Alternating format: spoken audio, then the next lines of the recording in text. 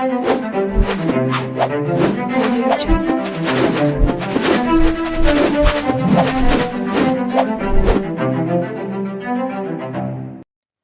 Everyone, welcome to सीख study smartly. मैं हूं बलजिंदर सिंह। एक बार फिर से आप लोगों का स्वागत कर रहा हूं मेरे यूट्यूब चैनल के ऊपर।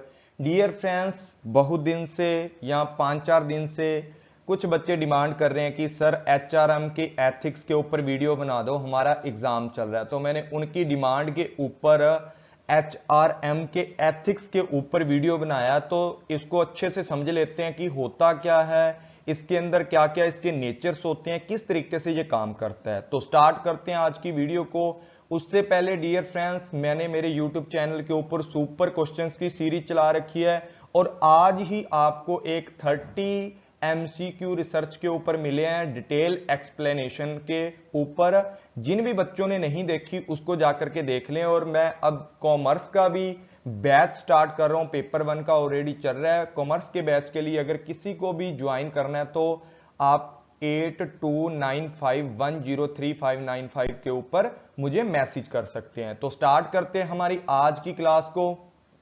तो सबसे पहले यहां समझते हैं ह्यूमन रिसोर्स मैनेजमेंट क्या होता है। एचआरएम की डेफिनेशन को यहां पर क्या करेंगे, समझेंगे अच्छे से। देखो, जब एचआरएम की बात करते हैं ह्यूमन रिसोर्स मैनेजमेंट, आपको पता है कि ये किससे बना हुआ है, 2 वर्डों से मिलकर बना है। ह्यूमन, ठीक है, आर मतलब रिसोर्सिस होते हैं, जो ह्यूमन रिसोर्सिस होते हैं, प्लस क्या होती है, हमारी मैनेजमेंट होती है।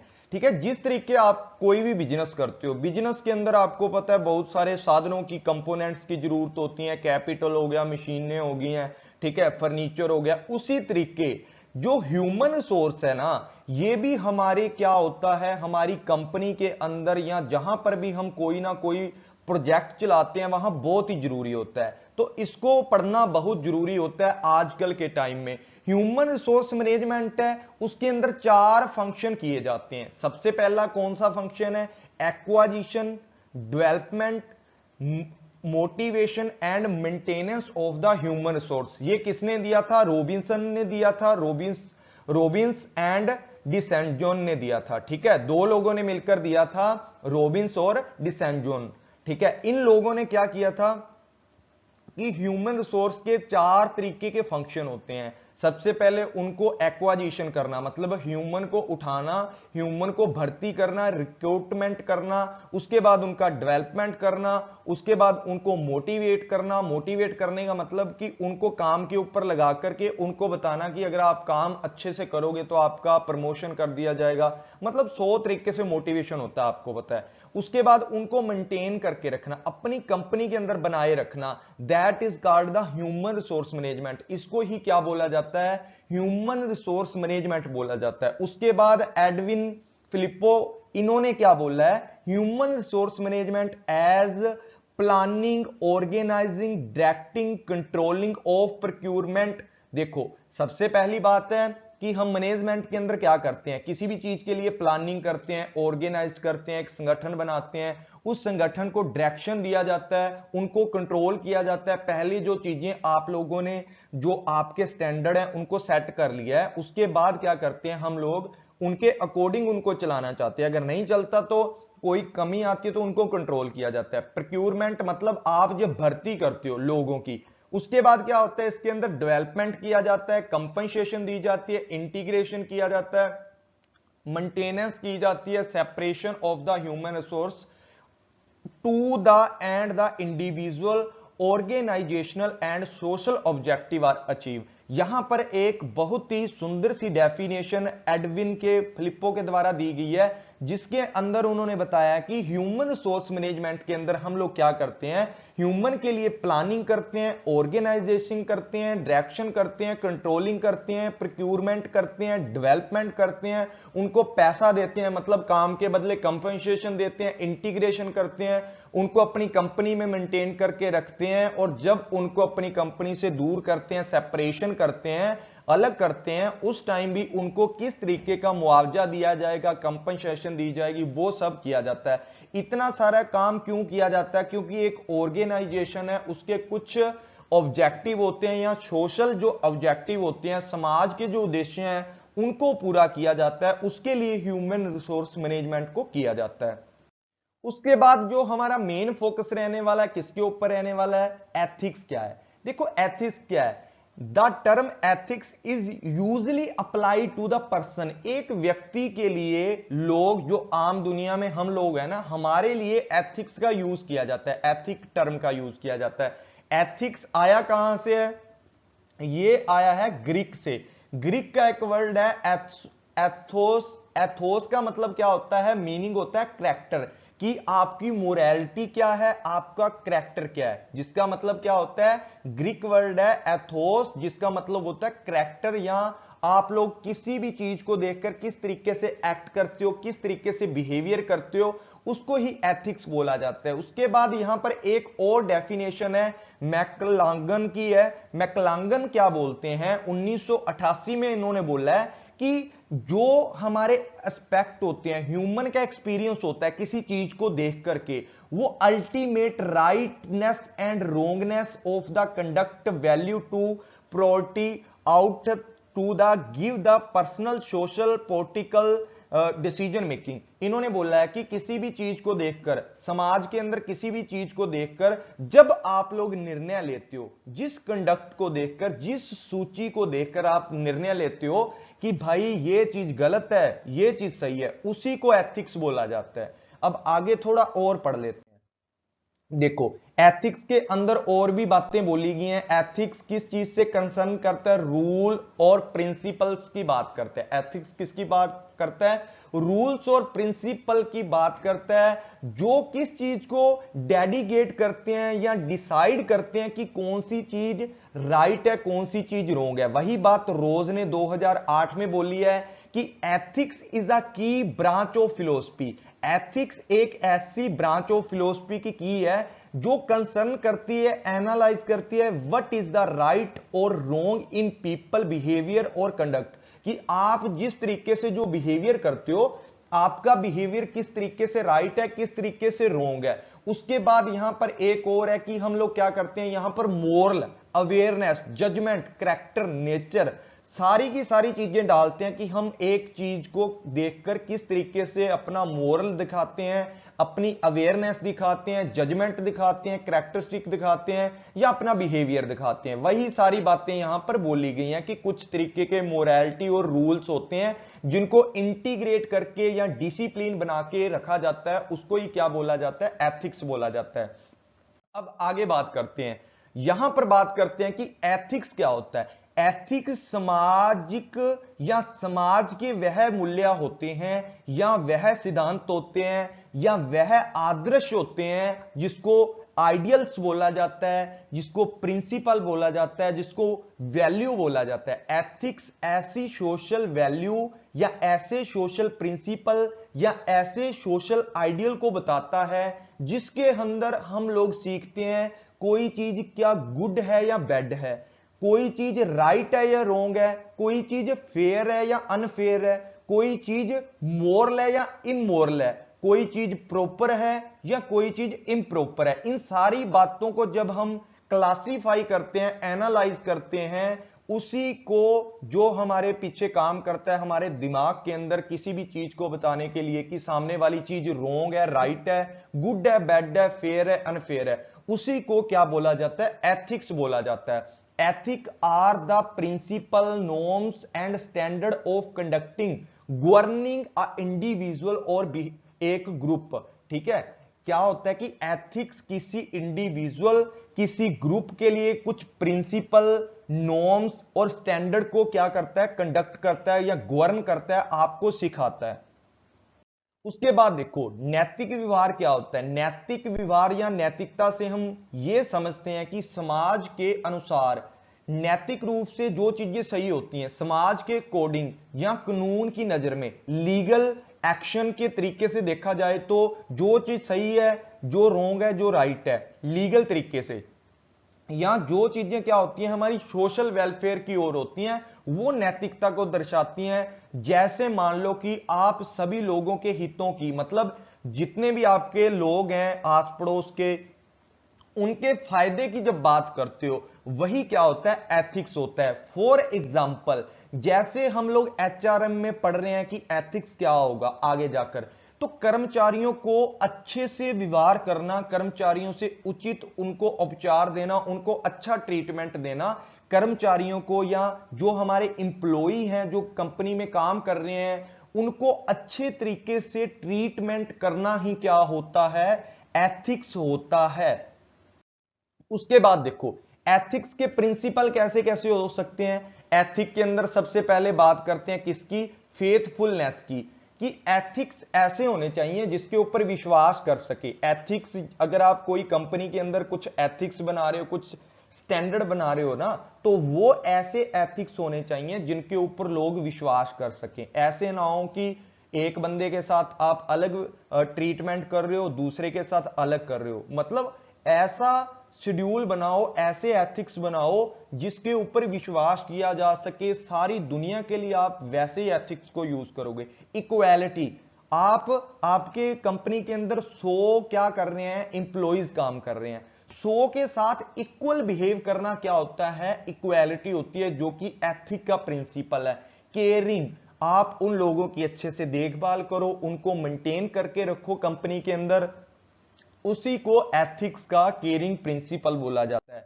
उसके बाद क्या होता है, ओबे द लॉ, जो आप काम कर रहे हो, जितना भी काम कर रहे हो वो सारा लॉ के अकॉर्डिंग होना चाहिए। जितने स्टैंडर्ड बना रहे हो, जितनी पेमेंट कर रहे हो लोगों को, जितना भी फंक्शन कंपनी के अंदर कर रहे हो या एचआरएम के अंदर कर रहे हो, मतलब ह्यूमन रिसोर्स मैनेजमेंट कर रहे हो, उसके अंदर जितने भी काम कर रहे हो वो क्या होने चाहिए, लॉफुल होने चाहिए, वो कानून के अकॉर्डिंग सही होने चाहिए, लॉ के अकॉर्डिंग सही होने चाहिए। प्रोमिस कीपिंग की बात करते हैं। देखो प्रोमिस कीपिंग की ये बात है, अगर आप लोगों ने किसी भी इंप्लॉय के साथ ये बात बोल दी, देखो एचआरएम के अकॉर्डिंग मैं आपको समझा रहा हूं सारे पॉइंट, किसी भी इंप्लॉय को बोल दिया कि आपको ना मैं 50,000 रुपये पेमेंट दूंगा, तो ऐसा नहीं होना चाहिए कि आप कल को उसने थोड़ा काम किया है तो उसको 30,000 देख करके भगा दिया, ऐसा नहीं होना चाहिए। अगर जो प्रॉमिस आप लोगों ने की है या जो सामने वाला इंप्लॉई आपसे प्रॉमिस करता है, अगर वो उसके ऊपर खरा उतरता है तो आपको भी एथिकली अपना जो प्रॉमिस है उसको निभाना चाहिए।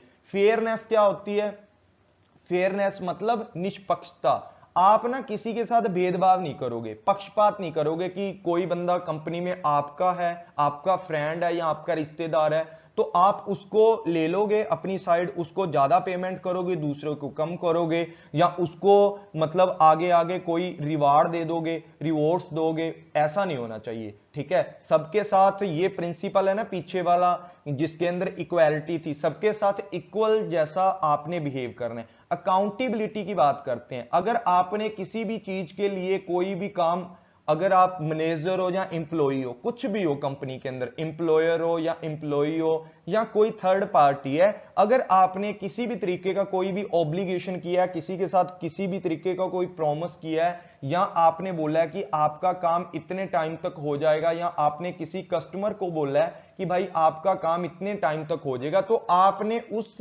रिस्पॉन्सिबिलिटी आपकी बन जाएगी जवाबदेही। अगर आपका काम ना हुआ तो आपको उस बात को अपने ऊपर लेना पड़ेगा। तो जो एथिक्स प्रिंसिपल बोलता है कि अकाउंटेबिलिटी होनी चाहिए किसी भी चीज को करते टाइम। उसके बाद देखो एचआरएम के अंदर एथिक्स क्या होते हैं, देखो सारी सीधी सी बात है, इसमें आर्मस्ट्रॉन्ग और टेलर के द्वारा जो डेफिनेशन दी गई है, इनका मैं कंक्लूजन आपको बता देता हूं क्या है, कि जब भी आप ह्यूमन रिसोर्स मैनेजमेंट करते हो तो आपको पता है कि जो लोग आपके संगठन के साथ जुड़ेंगे, आपके ऑर्गेनाइजेशन के साथ जुड़ेंगे, आपने उनके लिए सारे का सारा मैनेजमेंट करना है। उसके अंदर क्या होता है, it concern with the contribute it can make the improve organizational efficiency. Ethics ऐसे होने चाहिए, एक तो आपके ऑर्गेनाइजेशन की क्या हो, इफेक्टिवनेस बढ़े, साथ में जितने भी पीपल हैं, आपके जितने भी एम्प्लॉई हैं, जो भी आपके साथ काम कर रहे हैं, आपकी कंपनी के साथ जुड़े हैं, उनके साथ इक्वल ट्रीट करना है। चाहे आप लोग क्या कर रहे हो, किसी भी तरीके की ह्यूमन प्लानिंग कर रहे हो, करियर प्लानिंग कर रहे हो, जॉब एनालाइज कर रहे हो, जॉब एवेल्युएशन कर रहे हो, रिक्रूटमेंट कर रहे हो, सिलेक्शन कर रहे हो, प्लेसमेंट कर रहे हो, इंडक्शन कर रहे हो, जितने के जितने काम होते हैं, चाहे सेपरेशन कर रहे हो, ट्रेनिंग दे रहे हो, ठीक है, इंसेंटिव दे रहे हो, किसी भी तरीके की कंपनसेशन दे रहे हो, जितने भी काम करते हो ना, सभी के अंदर सभी कामों के अंदर आपको जितने भी हमारे लोग कंपनी के अंदर काम कर रहे हैं उनके साथ एक जैसा ही बिहेव करना चाहिए आपको। यही बताता है हमें एचआरएम का एथिक्स, कि जब आप लोग क्या करते हो कंपनी के अंदर किसी भी तरीके की क्या करते हो, रिक्रूटमेंट करते हो, सिलेक्शन करते हो, या किसी भी तरीके का क्या करते हो, प्लेसमेंट करते हो, इंडक्शन करते हो, प्रमोशन करते हो, ट्रांसफर करते हो, सभी के सभी काम, चाहे वो किसी तरीके का सेपरेशन है, चाहे वो ट्रेनिंग दे रहे हो, डेवलपमेंट कर रहे हो, उन सभी कामों के अंदर आपको क्या करना है, जितने भी कंपनी के अंदर इंप्लॉइज हैं उन सबके साथ इक्वली ट्रीटमेंट करना है। यही एचआरएम के एथिक्स बताते हैं। उसके बाद नेचर क्या होते हैं, natures of HR ethics, HR के एथिक्स के किस तरीके के नेचर होते हैं। कोड ऑफ कंडक्ट, भाई आपके पास एक ना अच्छी सूची होनी चाहिए, मतलब अच्छी टेबल ऑफ कंटेंट होना चाहिए जिसके अंदर अच्छे अच्छे क्या लिखे हों कि हमारी जो कंपनी है इसका कोड ऑफ कंडक्ट ये है, हमारी कंपनी के अंदर किसी के साथ भी अनफेयर नहीं किया जाता, किसी के साथ रोंग नहीं किया जाता, सबके साथ इक्वली ट्रीट किया जाता है। कोड ऑफ कंडक्ट क्या होता है, एक ऐसी लिस्ट होती है जो आपको गाइड करती है कि आपने एचआरएम के काम करते हुए या कंपनी में रहकर इंप्लॉय एंड एम्प्लॉयर को किस तरीके का बिहेव करना है, एक दूसरे के साथ किस तरीके का ट्रीटमेंट करना है। और अगर कोई भी मैनेजर है वो क्या कर रहा है, सिलेक्शन कर रहा है, रिक्रूटमेंट कर रहा है, या किसी भी तरीके का इंडक्शन कर रहा है, सारी की सारी चीजों के अंदर क्या किया जाएगा, कोड ऑफ कंडक्ट को फॉलो किया जाएगा। इसके द्वारा ही क्या होता है, एचआरएम का एक अच्छा नेचर, एथिक्स का अच्छा नेचर निकल कर आता है। उसके बाद बात करते हैं ये डिसिप्लिन। भाई आप जो भी काम करोगे वो क्या होगा, एथिकली तो होगा, मोरल तो होगा, साथ में एक अच्छे सिस्टम के साथ, डिसिप्लिन के साथ करोगे, ताकि कल को आपसे किसी भी तरीके का कोई भी रिकॉर्ड मांगा जाए तो आप उसको प्रदर्शन कर सकते हो, दूसरों को दिखा सकते हो। उसके बाद बात होती है रिलेटेड टू ह्यूमन एस्पेक्ट्स।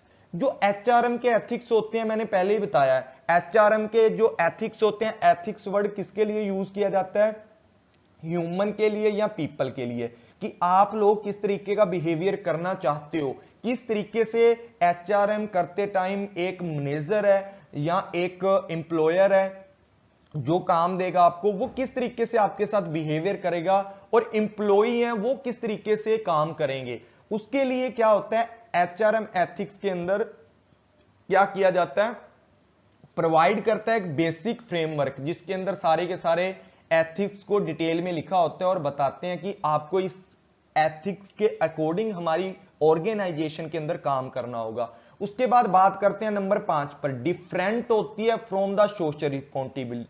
ठीक है, ये क्या होती है, नंबर 5 पे हम बात करते हैं। नंबर 5 पे किस चीज की बात करते हैं, डिफरेंस फ्रॉम सोशल रिस्पॉन्सिबिलिटी। जो क्या होती है, एचआरएम होती है ना, इसके जो एथिक्स होते हैं, एथिक और सोशल रिस्पॉन्सिबिलिटी है ना, थोड़ी अलग होती हैं। सोशल रिस्पॉन्सिबिलिटी ये होती है कि आपने, आपकी कंपनी ने समाज के लिए क्या फायदा किया, ठीक है, आपकी कंपनी ने समाज के लिए क्या कंट्रीब्यूशन किया।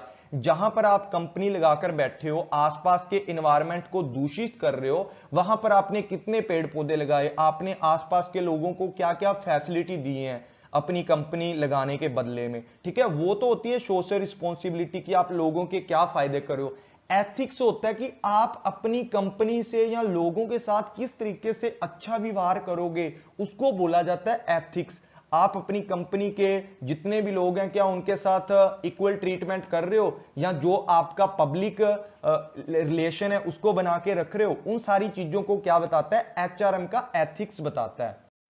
उसके बाद देखो इन्वायरमेंटल इशू होते हैं कुछ। इन्वायरमेंटल इशू क्या होते हैं, आपके आसपास के, आप किस तरीके से रह रहे हो, किस तरीके से नहीं, आपके आसपास का इन्वायरमेंट कैसा है, इन सारी चीजों के बारे में बताता है एथिकल इशू। देखो आप अगर अपनी कंपनी को अच्छे से चला रहे हो, उसके अंदर एथिक्स को फॉलो कर रहे हो, ठीक है, तो आपने आसपास का जो इन्वायरमेंट है, जहां पर आप रह रहे हो, जिस वातावरण में रह करके आप अपना ऑर्गेनाइजेशन चला रहे हो, क्या भाई आपकी उसके लिए कुछ एथिकली ड्यूटीज नहीं बनती, तो उनको भी इसके अंदर फॉलो किया जाता है एचआरएम एथिक्स के अंदर। उसके बाद बात करते हैं नंबर 7 पर, avoiding artificial image and goodwill. कई बार क्या होता है, एचआरएम वाले क्या करते हैं, बड़े बड़े इंप्लॉइज को, बड़े बड़े जो इंजीनियर होते हैं उनको अपनी कंपनी के अंदर आकर्षित करने के लिए वो अपनी गुडविल को अच्छा दिखा देते हैं, ठीक है।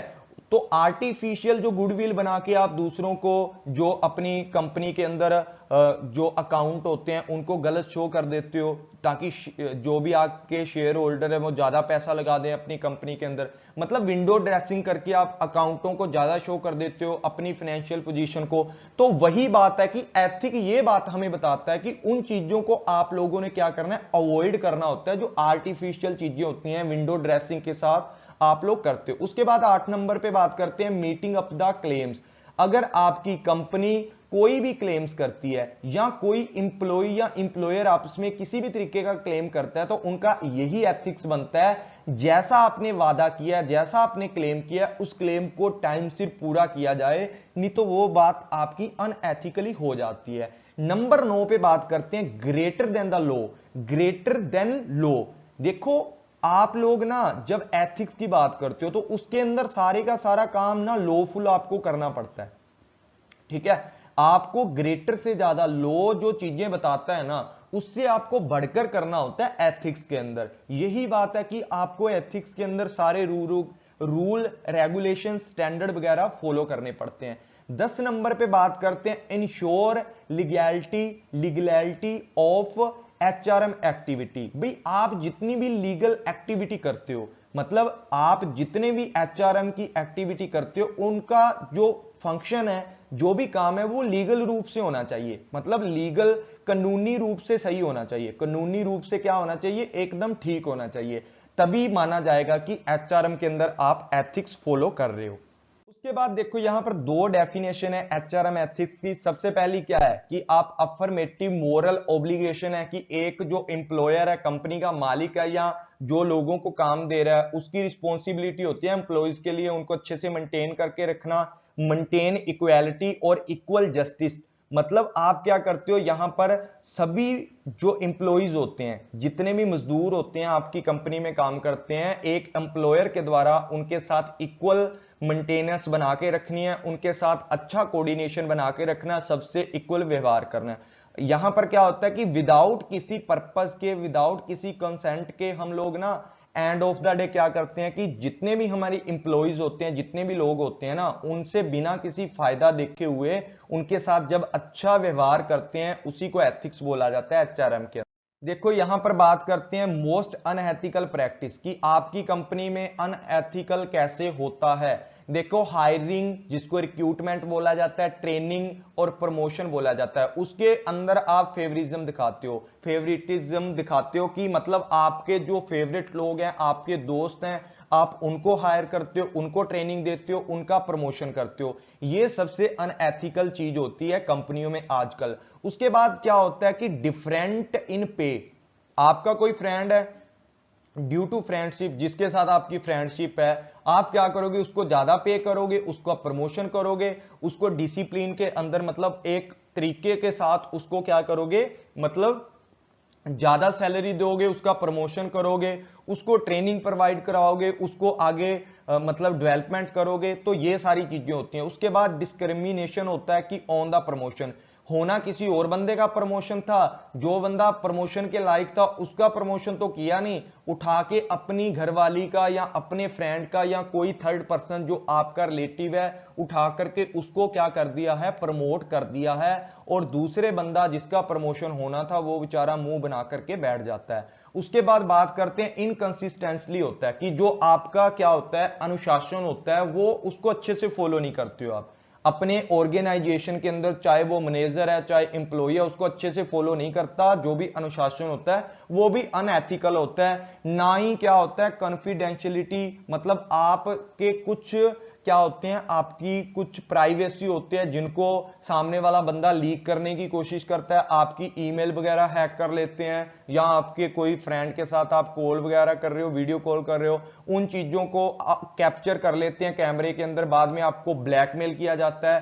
तो ये जो जो हमारी क्या होती है, कॉन्फिडेंशियलिटी होती है, कि आपकी जो गुप्त चीजें होती हैं उनको क्या किया जाता है, लोगों के सामने निकाला जाता है, आपको बदनाम करने की कोशिश की जाती है, वो भी बिल्कुल अनएथिकल होता है। उसके बाद नो जो परफॉर्मेंस होती है आपकी, non performance factor use in appraisal, कि आप लोग पता क्या करते हो, जब आप लोग किसी बंदे का प्रमोशन करते हो या अप्रेजल करते हो, उसके अंदर बिल्कुल वैसी, अगर आपका फ्रेंड है उसके बिना फालतू के नंबर लगा रहे हो, उसने कोई परफॉर्मेंस की नहीं, उसके नंबर लगा के उसको प्रमोट कर रहे हो, तो ये बिल्कुल अनएथिकली चीजें होती हैं, इनसे थोड़ा बचना चाहिए। जितने भी पॉइंट है इनका अगर उल्टा कर देंगे तो क्या हो जाएगा कि हमें अपनी जो कंपनी है उसके अंदर कौन कौन से एथिक्स हैं उनको फॉलो करना चाहिए, किस तरीके से इंप्रूवमेंट कर सकते हैं एथिकल इन्वायरमेंट को। उसके बाद जेंडर के बेस पे है, अगर कोई लड़की है उसको जाते ही जॉब दे दी मैनेजर ने, अगर कोई लड़का है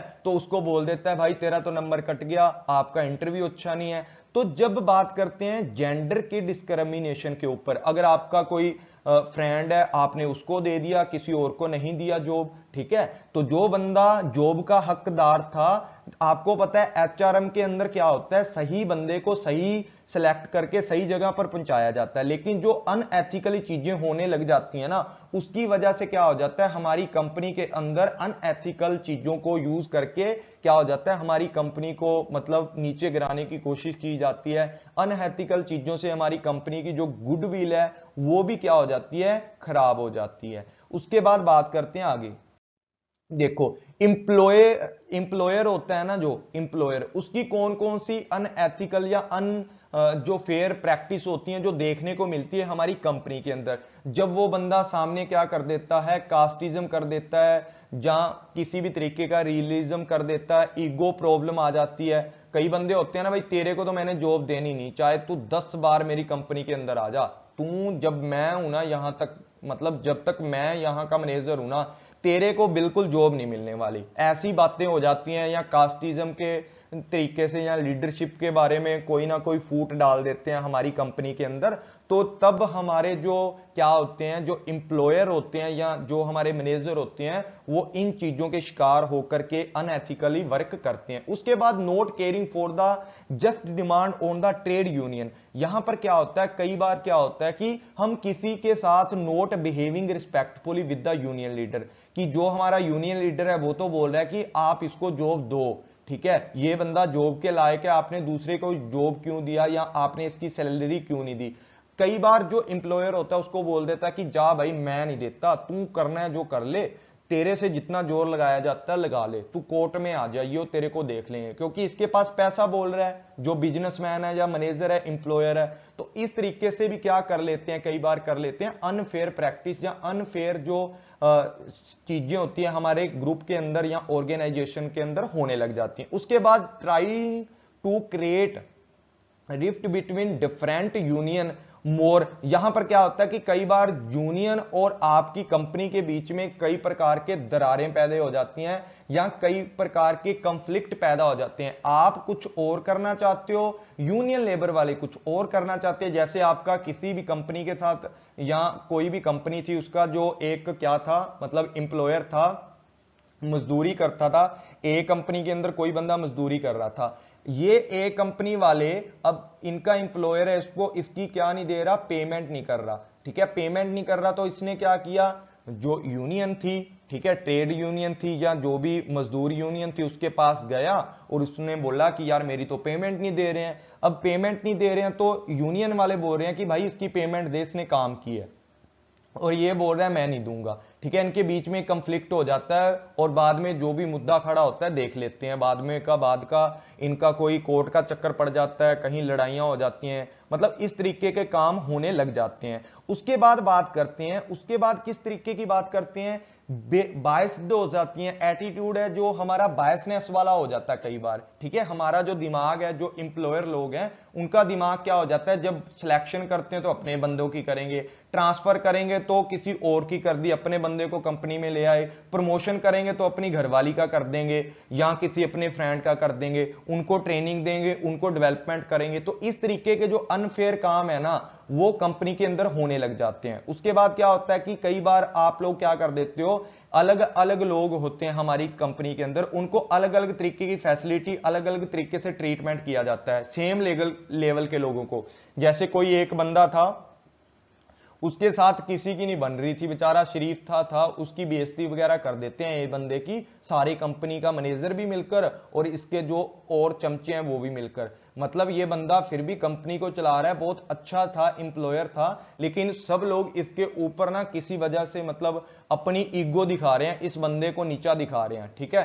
तो एक जो सेम लेवल और सेम पोस्ट के ऊपर बंदा होता है, कई बार उसके साथ गलत काम या गलत तरीके का व्यवहार करना भी अनएथिकली अनफेयर होता है। उसके बाद इंप्लॉई के क्या क्या ऐसे अनफेयर क्या हो सकते हैं, प्रैक्टिस हो सकती है या अनफेयर एक्टिविटी हो सकती है एक कंपनी के अंदर। सबसे बड़ी बात क्या होती है, सबसे बड़ी बात कौन सी होती है इसके अंदर, सबसे बड़ी बात होती है कि जब आप लोग क्या करते हो, क्लेम करते हो किसी भी चीज का, अगर आप किसी भी तरीके की क्वालिफिकेशन है आपके पास, कोई भी जो आप फेक तरीके का क्लेम कर देते हो, फेक सर्टिफिकेट दिखा देते हो SC ST कैटेगरी का ताकि आपको जल्दी जॉब मिल जाए, फेक मार्क कार्ड दिखा देते हो जिसके अंदर जो आपके मार्क्स हैं वो ज्यादा हैं, नकली तरीके की जो क्वालिफिकेशन है उसको बना बना के ले आते हो जॉब लेने के लिए। तो ये भी क्या होता है, इंप्लॉई काम लेने की वजह से, अनएम्प्लॉयमेंट की वजह से दुखी होकर ऐसा काम करके अनएथिकली कामों को क्या करता है, बढ़ावा देता है, फर्जी तरीके के प्रमाण पत्र बनवाता है जब।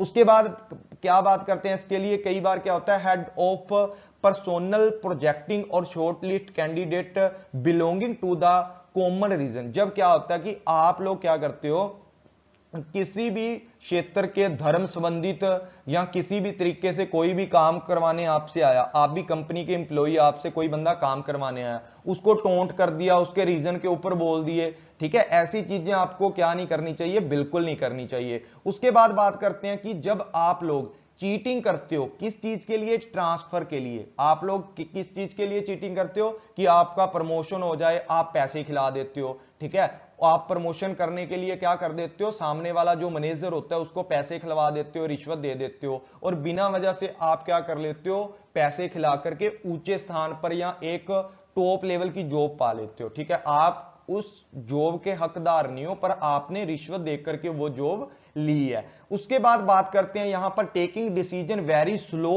और very fast to suit convenient of. कई बार क्या होता है कि जो एम्प्लॉई होते हैं अपनी सुविधा के अनुसार या तो जल्दी जल्दी काम कर देंगे कि रांद काट दो काम की, यहां होता है कि सामने कोई काम करवाने आया है आपसे और वो बंदे का काम आप धीरे धीरे कर रहे हो ताकि दूसरे बंदे को नुकसान पहुंचे। तो इस तरीके के काम भी क्या होते हैं, अनफेयर वाले काम होते हैं। उसके बाद बात करते हैं एथिकल जो रिस्पॉन्सिबिलिटी होती है किसके, मैनेजर के द्वारा जो काम किए जाते हैं वो किस तरीके के होने चाहिए। सबसे पहले अगर मैनेजर ने कोई डिसीजन लिया है, अपना एक्शन लिया, तो उसकी रिस्पॉन्सिबिलिटी भी उसको लेनी चाहिए। दूसरी बात क्या होती है कि अगर आपने किसी दूसरे बंदे को कोई भी किसी भी प्रकार का कोई एक्शन दिया है या किसी भी तरीके की रिस्पॉन्सिबिलिटी दी है तो आप उसको डायरेक्ट भी करोगे, कोई भी बहाना नहीं लगाओगे, आप किसी भी तरीके का एक्सक्यूज नहीं दोगे कि भाई मैंने काम दिया है, आप उसको प्रॉपर गाइडेंस करोगे, इक्वल रिस्पॉन्सिबिलिटी रखोगे, आप उसको अच्छे तरीके से डायरेक्शन दोगे, अच्छे तरीके से गाइडेंस करोगे, ठीक है।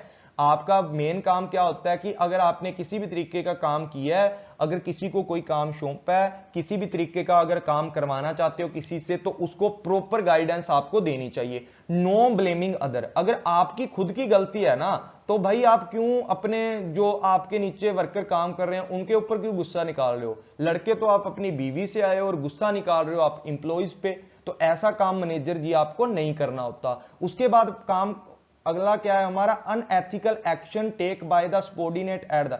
आप क्या करते हो, अपने ही जो नीचे वर्कर काम कर रहे हैं उनको किसी भी तरीके से गाली गलौज करने लग जाते हो। अपने पास अथॉरिटी है, भाई मैं तेरे को निकलवा दूंगा, मैनेजर है ना बंदा, तो थोड़ा अकड़ तो होगी, ईगो चीज तो होगी, ईगो एटीट्यूड तो होगा इस बंदे में। तो जब ईगो होती है उसका नेगेटिव यूज करने लग जाता है ये बंदा अपने सबऑर्डिनेट के ऊपर कि भाई तू मेरा काम कर रहा है या मैं तेरे को बनाऊं बंदा, तो इस तरीके के व्यवहार करने लग जाता है, तो वहां पर अनएथिकल सिस्टम हो जाता है। तो ऐसा काम नहीं करना होता, बिना गलत अपनी पावर का गलत यूज नहीं करना होता।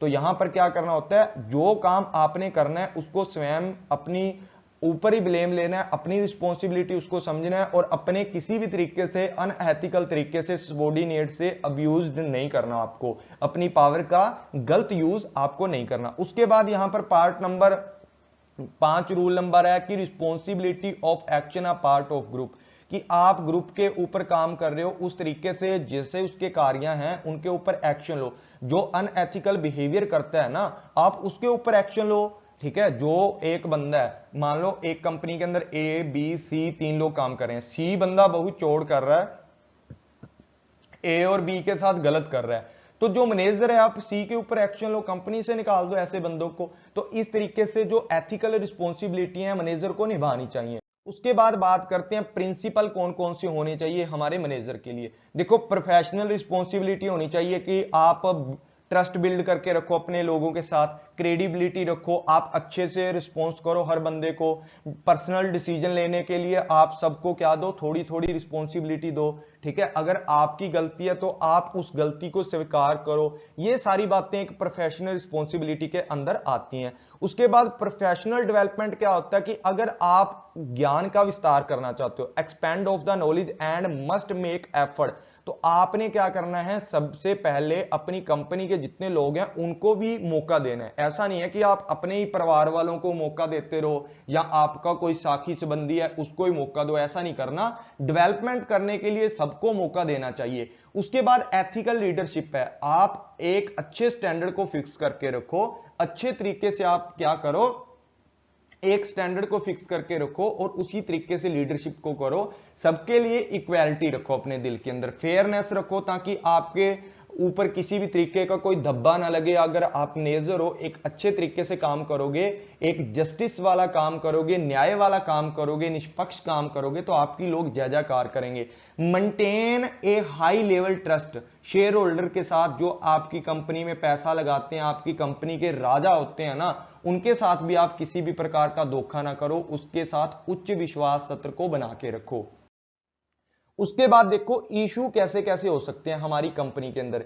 इशू मतलब एथिकल इशू कैसे कैसे हो सकते हैं। सबसे पहले नंबर पे बात करते हैं इंप्लॉई रिस्पॉन्सिबिलिटी। अगर मान लो आपके सामने किसी भी तरीके की रिस्पॉन्सिबिलिटी इंप्लॉई को दी है एम्प्लॉयर ने, तो इंप्लॉयर को या इंप्लॉई को किसी भी तरीके की रिस्पॉन्सिबिलिटी मिली है ना, तो भाई आपको इस रिस्पॉन्सिबिलिटी को टाइम टू टाइम निभाते रहना चाहिए। अब इस तरीके से कई बार क्या होता है कि कोई बंदा समझता है ये मेरी रिस्पॉन्सिबिलिटी नहीं है, थर्ड पर्सन समझता है ये मेरी नहीं है। मतलब आपको जितनी भी रिस्पॉन्सिबिलिटी है उनको इक्वल तरीके से बांटना चाहिए, सबको बताना चाहिए, एक मतलब कोड ऑफ कंडक्ट देना चाहिए कि आपकी ये रिस्पॉन्सिबिलिटी है, आपको इस तरीके से काम करना है। ठीक है, अगर नहीं करता कोई तो उसको कंपनी से बाहर निकाल दो, सेपरेशन कर दो। तो रिस्पॉन्सिबिलिटी बहुत ही एक गंभीर समस्या होती है कि कोई बंदा समझता है मेरा काम नहीं है, कोई समझता है मेरा काम नहीं है, तो रिस्पॉन्सिबिलिटी से भी इशू पैदा होते हैं। ठीक है, जो सेम पोस्ट वाले होते हैं वो बोलता है तू कर, मैं नहीं करूंगा, तू कर, तेरे को बोला है मैनेजर ने। तो ऐसा आपको नहीं करना होता, आप पहले क्लैरिफाई करके मैनेजर से कि मेरी रिस्पॉन्सिबिलिटी क्या है, मैंने क्या करना है क्या नहीं करना, तो इशू को खत्म कर सकते हो। उसके बाद cash and compensation plan.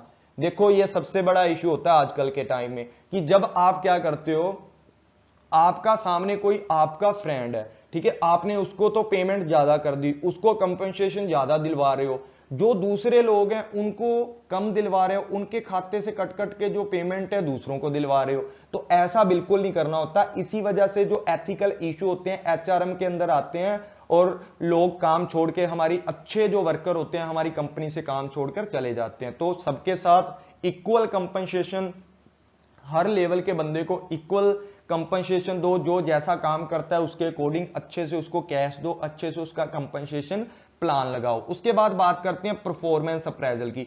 Performance appraisal क्या होता है? देखो भी, जब भी आप कभी भी कंपनी के अंदर काम करते हो तो आपका प्रमोशन करने के लिए आपका मैनेजर है, जो मैनेजमेंट है आपकी, वो आपका क्या करती है, परफॉर्मेंस अप्रेजल करते हैं, देखते हैं कि जो सामने वाला बंदा है वो कितना अच्छा काम कर रहा है। मान लो आप LIC कंपनी में काम करते हो, तो आपका टारगेट था 50 पॉलिसी एक महीने के अंदर बेचनी है। अगर आप वहां 70 पॉलिसियां बेच रहे हो तो मतलब आपका परफॉर्मेंस अच्छा है। आपका जब परफॉर्मेंस वैल्यूएशन किया जाएगा तो आपका प्रमोशन होना चाहिए।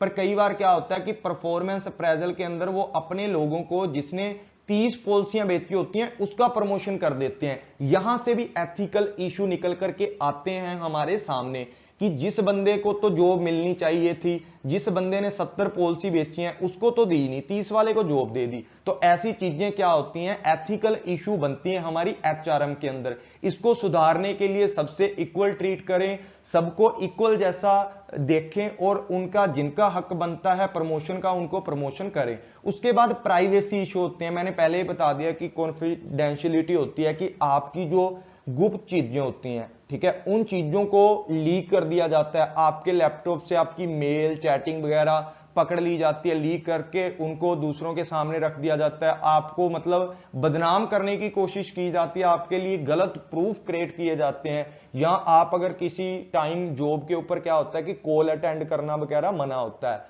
जब ड्यूटी टाइम पे होती है, तो आप सीसीटीवी कैमरे में आ जाते हो, वहां से कोई बंदा आपकी रिकॉर्डिंग निकाल के उसका गलत यूज करे, आपको जॉब से निकलवा दे। तो ऐसी बातों से भी एथिकल इशू निकल कर आते हैं हमारे एचआरएम के अंदर।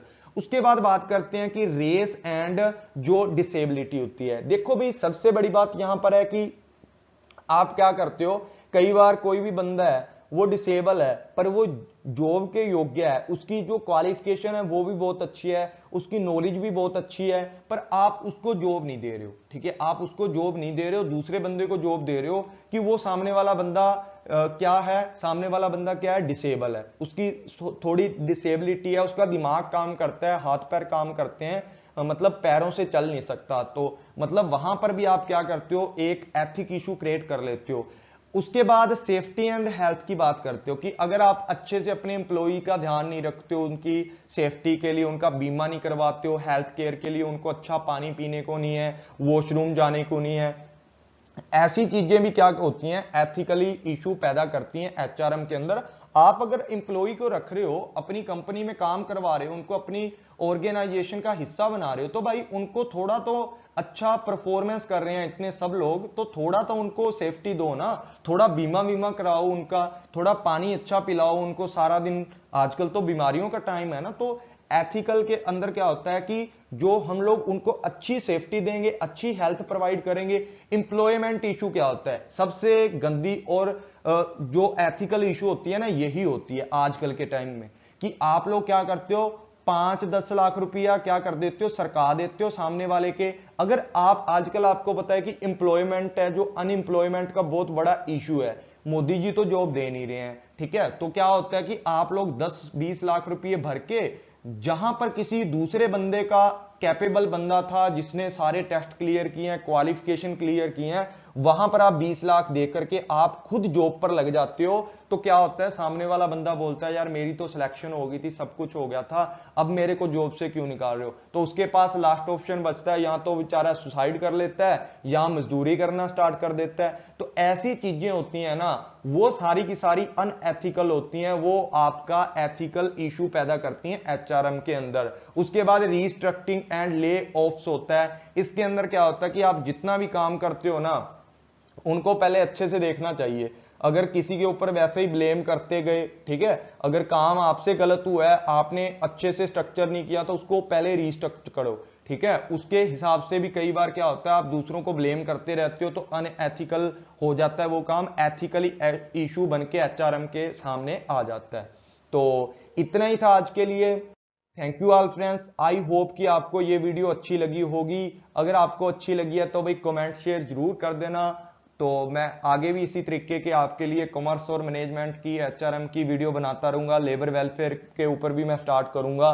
तो अभी तो फिलहाल अगर आपने कोर्स परचेज करना है, पेपर 1 का चल रहा है, पेपर 2 कॉमर्स का भी चलने वाला है कल से, तो आप लोग क्या कर सकते हो, मेरे को इस नंबर के ऊपर व्हाट्सएप कर सकते हो। तो thank you all friends, take care, bye bye, good night, और अच्छे से अपनी स्टडी करते रहें।